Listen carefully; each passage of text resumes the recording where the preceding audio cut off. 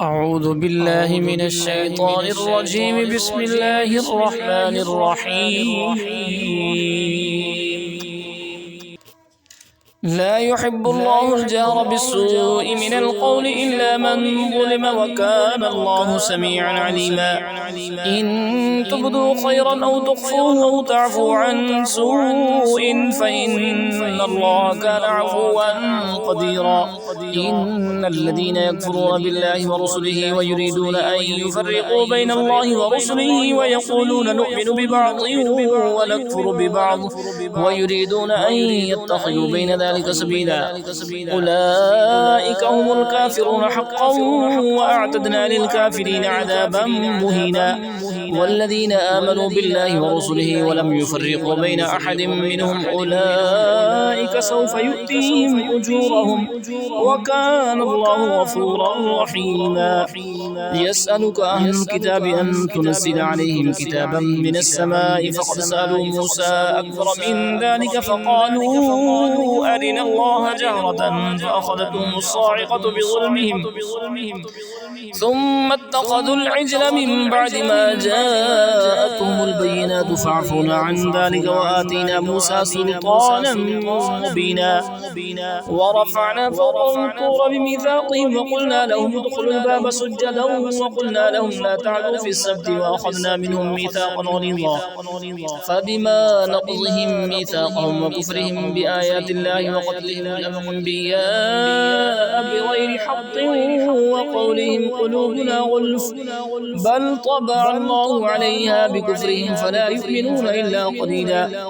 وبكفرهم وقولهم على مريم بهتانا عظيما، وقولهم إنا قتلنا المسيح عيسى ابن مريم رسول الله وما قتلوه وما صلبوه ولكن شبه لهم، وإن الذين اختلفوا فيه لفي شك منه ما لهم به من علم إلا اتباع الظن وما قتلوه يقينا بل رفعه الله إليه وكان الله عزيزا حكيما. وإن من أهل الكتاب إلا ليؤمنن به قبل موته ويوم القيامة يكون عليهم شهيدا. فبظلم من الذين هادوا حرمنا عليهم طيبات أحلت لهم وبصدهم عن سبيل الله كثيرا وأخذهم الربا وقد نهوا عنه وأكلهم أموال الناس بالباطل وأعتدنا للكافرين منهم عذابا أليما. لكن الراسخون في العلم منهم والمؤمنون يؤمنون بما أنزل إليك وما أنزل من قبلك والمقيمين الصلاة والمؤتون الزكاة والمؤمنون بالله واليوم الآخر أولئك سنؤتيهم أجرا عظيما. إنا أوحينا إليك كما أوحينا إلى نوح والنبيين من بعده وأوحينا إلى إبراهيم وإسماعيل وإسحاق ويعقوب والأسباط وعيسى وأيوب ويونس وهارون وسليمان وآتينا داود زبورا ورسلا قد قصصناهم عليك من قبل ورسلا لم نقصصهم عليك وكلم الله موسى تكليما. رسلا مبشرين ومنذرين لئلا يكون للناس على الله حجة بعد الرسل وكان الله عزيزا حكيما. لكن الله يشهد بما أنزل إليك أنزله بعلمه والملائكة يشهدون وكفى بالله شهيدا. إن الذين كفروا وصدوا عن سبيل الله قد ضلوا ضلالا بعيدا. إن الذين كفروا وظلموا لم يكن الله ليغفر لهم ولا ليهديهم طريقا إلا طريق جهنم خالدين فيها أبدا وكان ذلك على الله يسيرا. يا أيها الناس قد جاءكم الرسول بالحق من ربكم فآمنوا خيرا لكم، وإن تكفروا فإن لله ما في السماوات والأرض وكان الله عليما حكيما. يا أهل الكتاب لا تغلوا في دينكم ولا تقولوا على الله إلا الحق إنما المسيح عيسى بن مريم رسول الله وكلمته ألقاها إلى مريم وروح منه فآمنوا بالله ورسله ولا تقولوا ثلاثة انتهوا خيرا لكم إنما الله إله واحد سبحانه أن يكون له ولد له ما في السماوات وما في الأرض وكفى بالله وكيلا لن يستنكف المسيح أن يكون عبدا لله ولا الملائكة المقربين ومن يستنكف عن عبادته ويستكبر فسيحشرهم إليه جميعا فأما الذين آمنوا وعملوا الصالحات فيوفيهم أجورهم ويزيدهم من فضله وأما الذين استنكفوا واستكبروا فيعذبهم عذابا أليما ولا يجدون لهم من دون الله وليا ولا نصيرا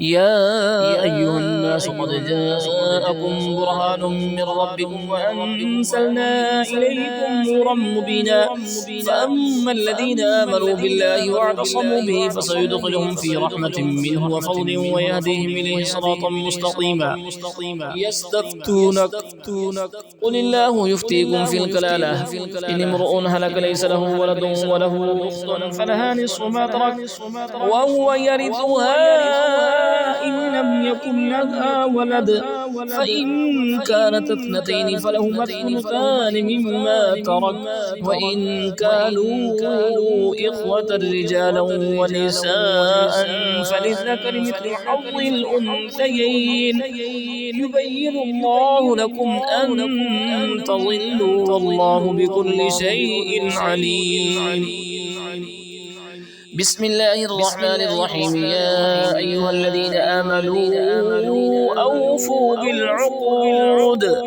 أحلت لكم بهيمة الأنعام إلا ما يتلى عليكم غير محل الصيد وأنتم حرم إن الله يحكم ما يريد يا أيها الذين آمنوا لا تحلوا شعائر الله ولا الشهر الحرام ولا الهدي ولا القلائد ولا آمين البيت الحرام يبتغون فضلا من ربهم ورضوانا وإذا حللتم فاصطادوا ولا يجرمنكم شنآن قوم أن صدوكم عن المسجد الحرام أن تعتدوا وتعاونوا على البر والتقوى ولا تعاونوا على الإثم والعدوان واتقوا الله إن الله شديد العقاب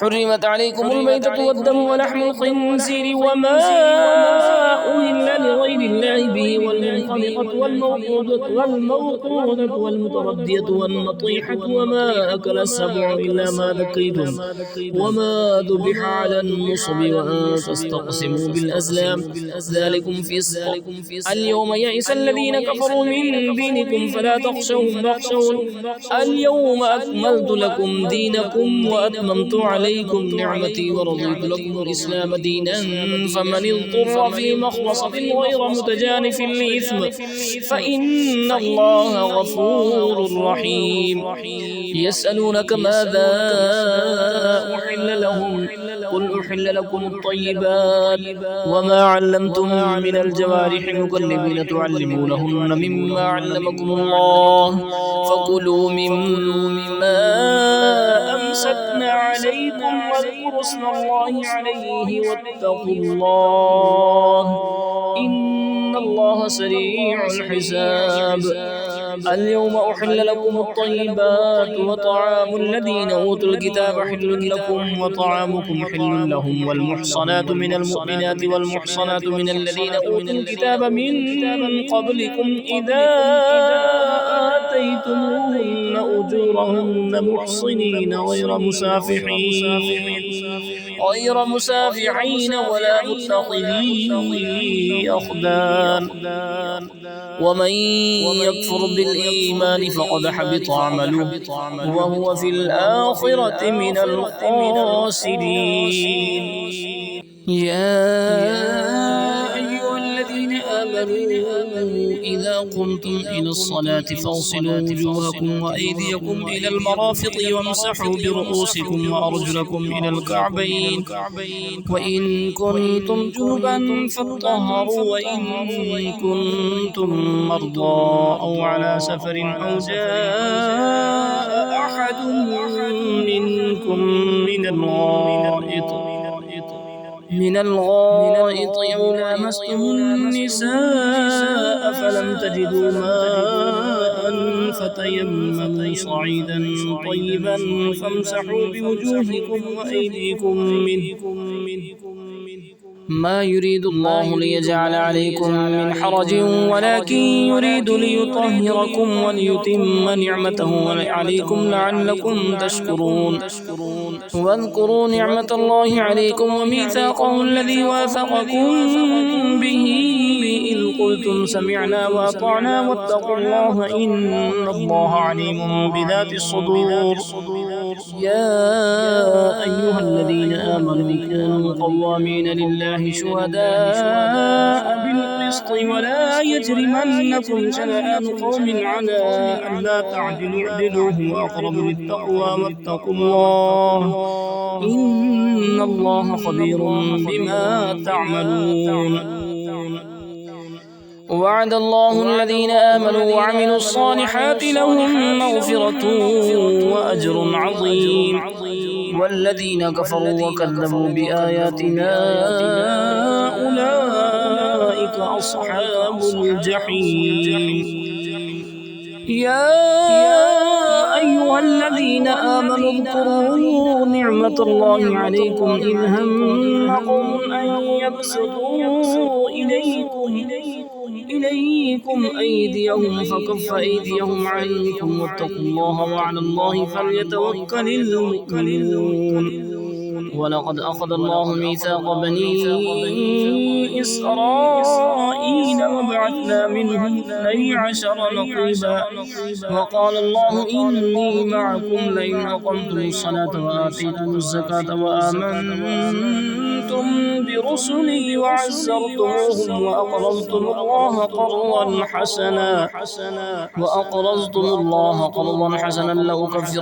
لأكفرن عنكم سيئاتكم ولأدخلنكم جنات تجري من تحتها الأنهار فمن كفر بعد ذلك منكم فقد ضل سواء السبيل فبما نقضهم ميثاقهم لعناهم وجعلنا قلوبهم قاسية يحرفون الكلم عن مواضعه ونسوا حظا مما ذكروا به ولا تزال تطلع على خائنة منهم إلا قليلا منهم فاعف عنهم واصفح إن الله يحب المحسنين ومن الذين قالوا إنا نصارى أخذنا ميثاقهم فنسوا حظا مما ذكروا به فأغرينا بينهم العداوة والبغضاء إلى يوم القيامة وسوف ينبئهم الله بما كانوا يصنعون يا أهل الكتاب قد جاءكم رسولنا يبين لكم كثيرا مما كنتم تخفون من الكتاب ويعفو عن كثير قد جاءكم من الله وكتاب مبين يهدي به الله من اتبع رضوانه سبل السلام ويخرجهم من الظلمات إلى النور بإذنه ويهديهم إلى صراط مستقيم لقد كفر الذين قالوا إن الله هو المسيح ابن مريم قل فمن يملك من الله شيئا إن أراد أن يهلك المسيح ابن مريم وأمه ومن في الأرض جميعا ولله ملك السماوات والأرض وما بينهما يخلق ما يشاء والله على كل شيء قدير وقالت اليهود والنصارى نحن أبناء الله وأحباؤه قل فلم يعذبكم بذنوبكم بل أنتم بشر ممن خلق يغفر لمن يشاء ويعذب من يشاء ولله ملك السماوات والأرض وما بينهما وإليه المصير يا أهل الكتاب قد جاءكم رسولنا يبين لكم على فترة من الرسل أن تقولوا ما جاءنا من بشير ولا نذير فقد جاءكم بشير ونذير والله على كل شيء قدير. وإذ قال موسى لقومه يا قوم اذكروا نعمة الله عليكم إذ جعل فيكم أنبياء وجعلكم ملوكا وآتاكم ما لم يؤت أحدا من العالمين.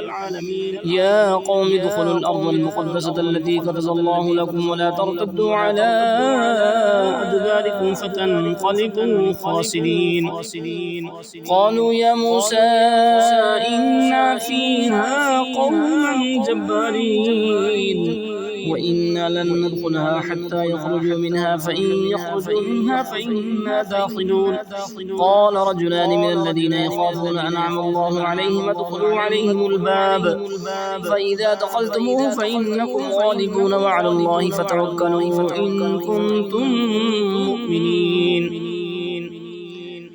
قالوا يا موسى إنا لن ندخلها أبدا ما داموا فيها فاذهب أنت وربك فقاتلا إنا هاهنا قاعدون. قال رب إني لا أملك إلا نفسي وأخي فافرق بيننا وبين القوم الفاسقين. قال فإنها محرمة عليهم 40 سنة يتيهون في الأرض فلا تأس على القوم الفاسقين. واتل عليهم نبأ بني آدم بالحق إذ قربا قربانا فتقبل من أحدهما ولم يتقبل من الآخر قال لأقتلنك قال إنما يتقبل الله من المتقين. لئن بسطت إلي يدك لتقتلني ما أنا بباسط يدي إليك ليقتلك إني أخاف الله رب العالمين. إني أريد أن تبوء بإثمي وإثمك فتكون من أصحاب النار وذلك جزاء الظالمين. فطوعت له نفسه قتل أخيه فقتله فأصبح من الخاسرين. فبعث الله غرابا يبحث في الأرض ليريه كيف يواري سوءة أخيه قال يا ويلتى أعجزت أن أكون مثل هذا الغراب فأواري سوءة أخي فأصبح من النادمين. من أجل ذلك كتبنا على بني إسرائيل أنه من قتل نفسا بغير نفس أو فساد في الأرض فكأنما قتل الناس جميعا ومن أحياها فكأنما أحيا الناس جميعا. ولقد جاءتهم رسلنا بالبينات ثم إن كثيرا منهم بعد ذلك في الأرض لمسرفون. إنما جزاء الذين يحاربون الله ورسوله ويسعون في الأرض فسادا أن يقتلوا أو يصلبوا أو تقطع أيديهم وأرجلهم من خلاف أو ينفوا من الأرض ذلك لهم خزي في الدنيا ولهم في الآخرة عذاب عظيم.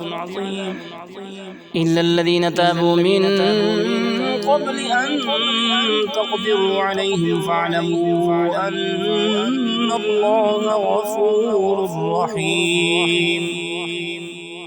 يا أيها الذين آمنوا اتقوا الله وابتغوا إليه الوسيلة وجاهدوا في سبيله لعلكم تفلحون.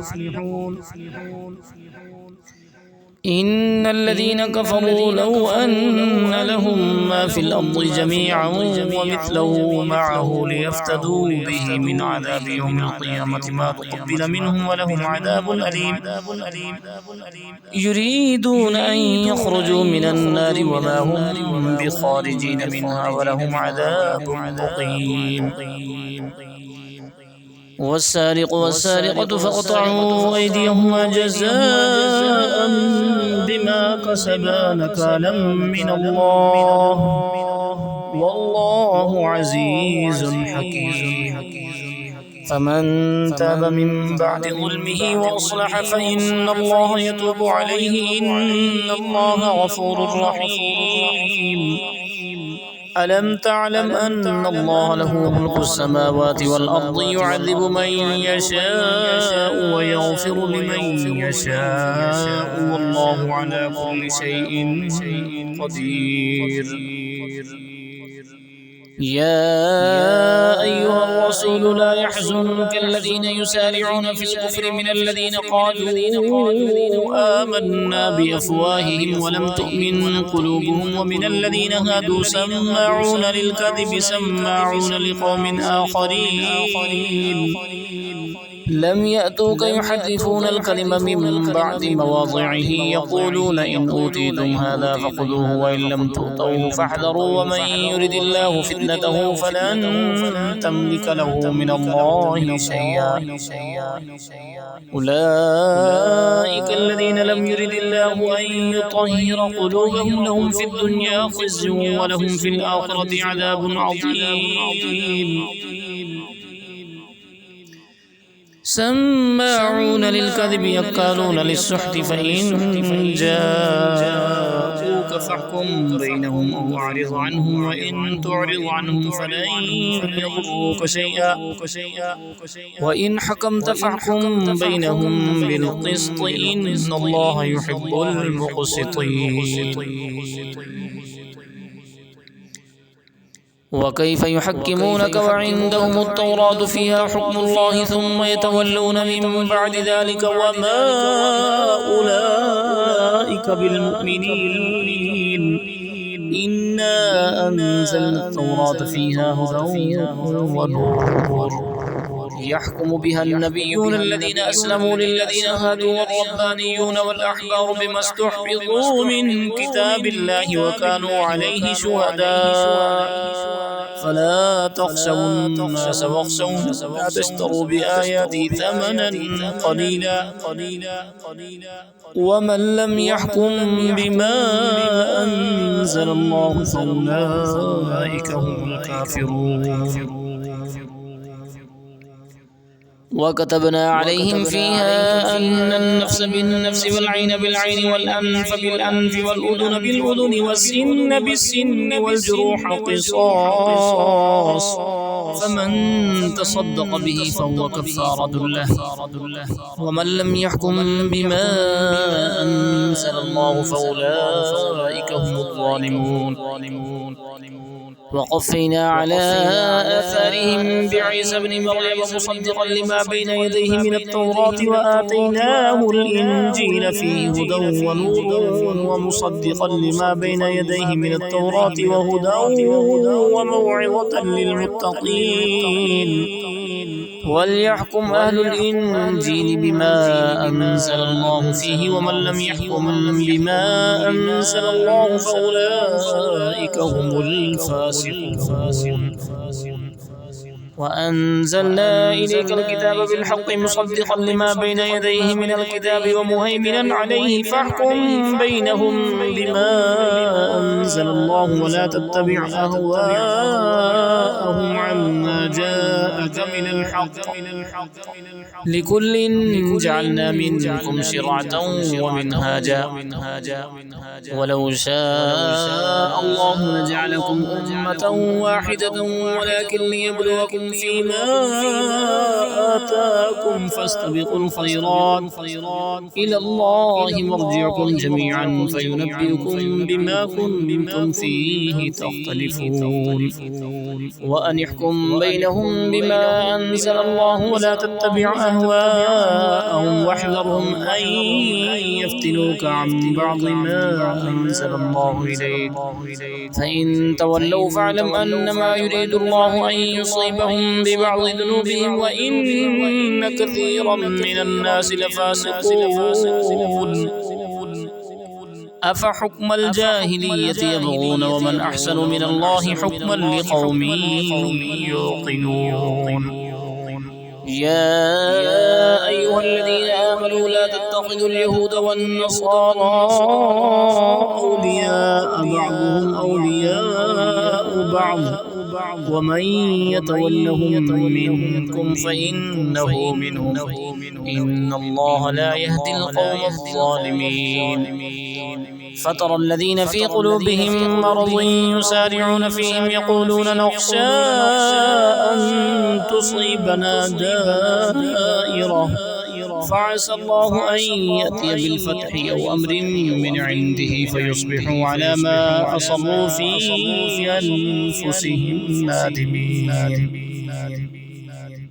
ويقول الذين آمنوا أهؤلاء الذين أقسموا بالله جهد إيمانهم إنهم لمعكم حبطت أعمالهم فأصبحوا خاسرين.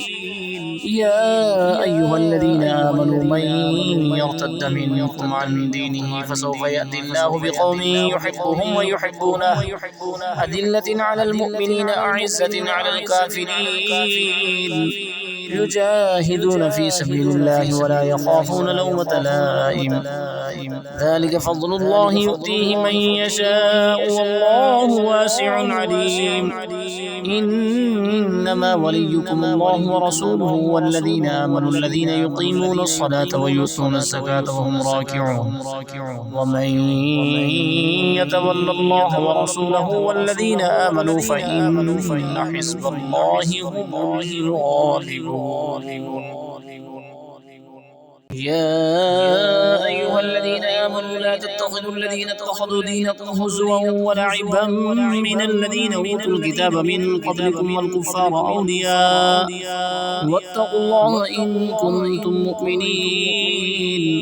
وإذا ناديتم إلى الصلاة اتخذوها هزوا ولعبا ذلك بأنهم قوم لا يعقلون.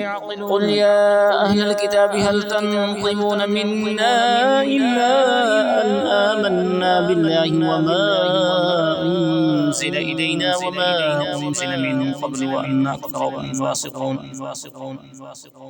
قل هل أنبئكم بشر من ذلك مثوبة عند الله من لعنه الله وغضب عليه وجعل منهم القردة والخنازير وعبد الطاغوت أولئك شر مكانا وأضل عن سواء السبيل. وإذا جاءوكم قالوا آمنا وقد دخلوا بالكفر وهم قد خرجوا به والله أعلم بما كانوا يكتبون. وترى كثيرا منهم يسارعون في الإثم والعدوان وأكلهم السحت لبئس ما كانوا يعملون. لولا ينهاهم الربانيون والأحبار عن قولهم الإثم وأكلهم السحت لبئس ما كانوا يصنعون. وقالت اليهود يد الله مغلولة غلت أيديهم ولعنوا بما قالوا بل يداه مبسوطتان ينفق كيف يشاء وليزيدن كثيرا منهم ما أنزل إليك من ربك طغيانا وكفرا وألقينا بينهم العداوة والبغضاء إلى يوم القيامة كلما أوقدوا نارا للحرب أطفأها الله ويسعون في الأرض فسادا والله لا يحب المفسدين. ولو أن أهل الكتاب آمنوا واتقوا لكفرنا عنهم سيئاتهم ولأدخلناهم جنات النعيم.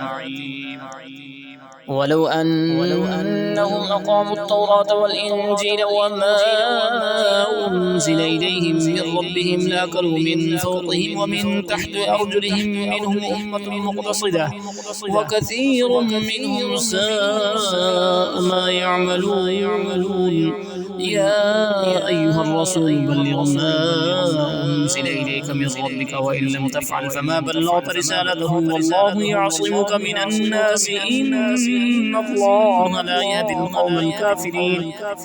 قل يا أهل الكتاب لستم على شيء حتى تقيموا التوراة والإنجيل وما أنزل إليكم من ربكم ولا يزيدن كثيرا منهم ما أنزل إليك من ربك طغيانا وكفرا فلا تأس على القوم الكافرين. إن الذين آمنوا والذين هادوا والصابئون والنصارى من آمن بالله واليوم الآخر وعمل صالحا فلا خوف عليهم ولا هم يحزنون. لقد أخذنا ميثاق بني إسرائيل وأرسلنا إليهم رسلا كلما جاءهم رسول بما لا تهوى أنفسهم فريقا كذبوا وفريقا يقتلون وحسبوا ألا تكون فتنة فعموا وصموا ثم تاب الله عليهم ثم عموا وصموا كثير منهم والله بصير بما يعملون. لقد كفر الذين قالوا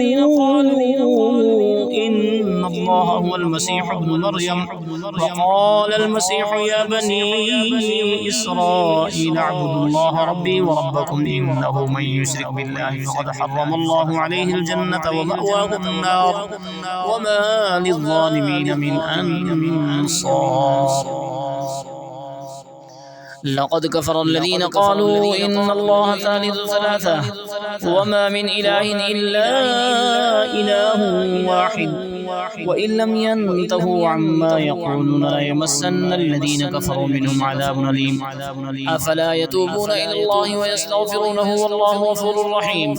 ما المسيح ابن مريم إلا رسول قد خلت من قبله الرسل وأمه صديقة كانا يأكلان الطعام انظر كيف نبين لهم الآيات ثم انظر أنا يؤفكون. قل أتعبدون من دون الله ما لا يملك لكم ضرا ولا نفعا والله هو السميع العليم. قل يا أهل الكتاب لا تغلوا في دينكم غير الحق ولا تتبعوا أهواء قوم قد ضلوا من قبل وأضلوا كثيرا وضلوا عن سواء السبيل. لعن الذين كفروا من بني إسرائيل على لسان داود وعيسى بن مريم ذلك بما عصوا وكانوا يعتدون كانوا لا يتناهون عن منكر فعلوه لبئس ما كانوا يفعلون. ترى كثيرا منهم يتولون الذين كفروا لبئس ما قدمت لهم أنفسهم أن سخط الله عليهم وفي العذاب هم خالدون. ولو كانوا يؤمنون بالله والنبي وما أنزل إليه ما اتخذوهم أولياء ولكن كثيرا منهم فاسقون.